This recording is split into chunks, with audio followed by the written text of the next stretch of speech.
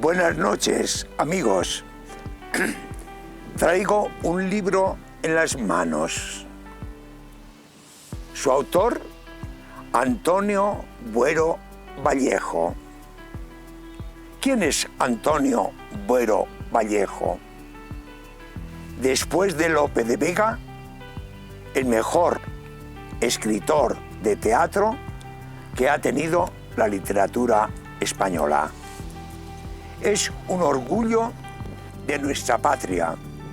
Es un maestro de todo el teatro que se ha hecho después. ¿Recordáis que un día pusimos una obra de mi amigo Alberto Miralles? Miralles era el primer admirador de Antonio Buero Vallejo.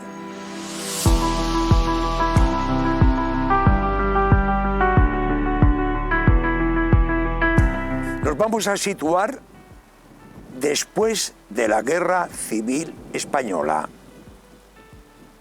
En otra ocasión os he dicho que la guerra trajo un vacío cultural grandísimo, pero de pronto aparece Antonio Buero Vallejo. Antonio Buero Vallejo va a ser la representación de un teatro humano, moral, profundo. Presenta problemas, pero nunca da soluciones, porque quiere que los espectadores participen en la representación, de tal manera que viendo lo que ven en el escenario, cada uno saque sus conclusiones personales. Os diré que en la época de Buero Vallejo podríamos distinguir tres clases de autores de teatro. Primero está los seguidores del gran Jacinto Benavente. Ahí incluiríamos a Edgar Neville, medio soriano, a José María Pemán, a Calvo Sotelo. Hay otro grupo que es ya más social, crítico con la situación en la que viven los humanos de España después de la guerra. Y ahí es donde debemos incluir a Antonio Buero Vallejo. El tercer grupo, algún día os hablaré de él, es el gran Miguel Miura, que hace todo lo posible por una renovación del teatro a partir del humor y la ironía. Vamos a decir algo de la vida de Antonio Buero Vallejo. Antonio Buero Vallejo nació en Guadalajara el año 1916. Cuando estalló la guerra, lo cogió en la parte republicana y, como tantos, le gustara o no, tuvo que ir a la guerra con los republicanos. El resultado es que, al ser otros los ganadores, le hicieron juicio y lo condenaron a muerte. Pero como vieron que en definitiva él no era culpable de su situación, le compensaron la pena de muerte por 30 años de cárcel. Antonio Buero Vallejo, hasta entonces, no había pensado nunca en ser escritor. Lo que a él le llenaba el alma era la pintura, los colores, la alegría. Pero de pronto, cuando está en la cárcel, se le ocurre pensar en el teatro y escribe una obra maravillosa que llamó la atención de todos y que le mereció el premio Lope de Vega de teatro. Era su primera obra, el año 1949, y se titulaba La historia de una escalera. A grandes rasgos, esta obra plantea en un primer acto cómo viven los vecinos de una escalera, sus glorias, sus penas, sus problemas, y acaba el primer acto. Pasan 30 años y ahora la escalera la ocupan los hijos de los anteriores, que efectivamente viven con problemas, con alegrías, con trabajos que en nada se diferencian de los anteriores. Veréis, por tanto, que es una obra en la que nos dice que no podemos contentarnos con seguir la rutina, sino que hemos de dar aire a todo lo que sea novedad, aunque a veces nos salga mal, porque de las novedades nacen, renacen las alegrías y los nuevos conceptos de la vida. Siguió escribiendo y podríamos llamarlo, o resumir su personalidad, en un trágico del tiempo, porque sus obras van a acabar, en definitiva, como tragedia. Yo no sabía cuál elegir para presentaros a vosotros, porque todas son geniales, todas son maravillosas. He elegido El tragaluz porque tal vez sea la más cruel de todas sus obras. Este es el argumento del tragaluz. Ante todo, debéis recordar que tragaluz llamamos a ese ventanuco a ras de la acera que hay en algunas casas de las ciudades porque el piso está debajo. Es la ventilación de esos subterráneos. Ahí vive una familia. Pero dejadme que os diga antes otra cosa. La primera gran novedad de nuestro autor en este teatro es que llena el escenario con 3 cuadros completamente distintos. Uno es una oficina, el otro el pisito del tragaluz del que os he hablado, y el otro es como una nube. Cada uno se encenderá cuando le corresponda, pero van alternando positivamente uno y otro, se encienden y se apagan, y los que hablan están iluminados. Este último cuadro es el de unos investigadores, fijaos bien, del siglo 30. Estamos en el siglo XXI. Pues estos investigadores son del siglo 30 que quieren conocer la guerra civil española a través de sus consecuencias. Y entonces se ponen a investigar y van descubriendo, y de cuando en cuando participan diciendo lo que no han podido descubrir, de cuando en cuando participan explicándonos algunos hechos. Son absolutamente importantes dentro de la obra. Pero vamos al argumento, que se centra más, claro, en lo que pasó después de la guerra con esta familia. Era una familia que había huido de Madrid cuando el bombardeo. Pero llega un momento en que se acaba la guerra y quieren volver a su casa.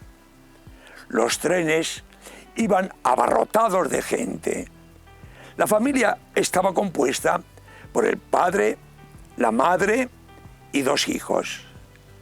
El hijo mayor es el único que se puede subir al tren por la ventanilla y meterse en el cuarto de aseo que está abarrotado de gente como él, quieren ir a Madrid. Lo grave es que al subir al tren, él únicamente se lleva la mochila donde llevaban también los alimentos de una niña recién nacida. Como no tienen esos alimentos, la niña acaba muriendo de hambre. Y la consecuencia es que el padre, entre la muerte de su niña y la huida que no saben dónde para del hijo mayor, acaba volviéndose loco, pierde el conocimiento, vive en el subsuelo del tragaluz.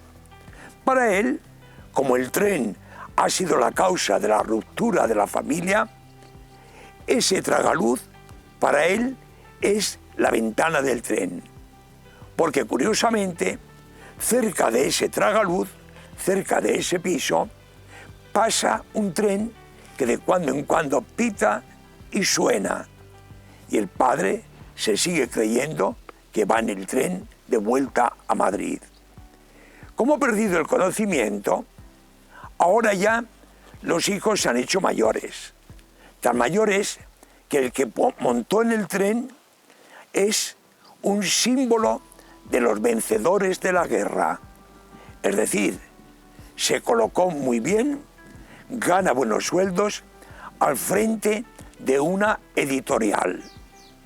Han editado las obras de un escritor famoso, pero resulta que la compañía se vende y la compran otros que no quieren a ese autor. Y simplemente, como el dinero es el que manda, a ese gran escritor ya lo marginan y no le publican más obras. El hermano, el pequeño, vive en el tragaluz cuidando de su padre y de su madre. Él ya no conoce ni a la mujer ni al hijo. Se entretiene en recortar de las revistas las figuras que vienen en colores. Ello es todo su mundo. El hijo menor, de cuando en cuando, va a hacer trabajos extra a la compañía de su hermano, pero cuando se entera de que han echado al gran escritor, ya no quiere saber más de ellos. Es un hombre ético, moral. Es el símbolo de los perdedores de la guerra. Van sucediéndose escenas en las que el hijo mayor, de cuando en cuando, viene y trae un sobrecito para que sobrevivan. Pero de cualquier manera, siempre hay un enfrentamiento ideológico entre los dos hermanos. El pequeño representa la honestidad, la moralidad. El mayor, el poder del dinero y de los vencedores. Hablando un día, se quedan solos el hijo mayor y el padre. El hijo menor ha convencido al hermano de que él no bajó del tren porque no quiso. Siempre le había dicho que los demás del tren lo sujetaron para que no se bajara. Ha llegado a la conclusión de admitir que fue al revés. No bajó del tren porque él no quería bajar del tren. Entre tanto, hay un personaje que se cruza entre los dos hermanos. Es la secretaria del hermano mayor. Con él convive, se acuesta y vive.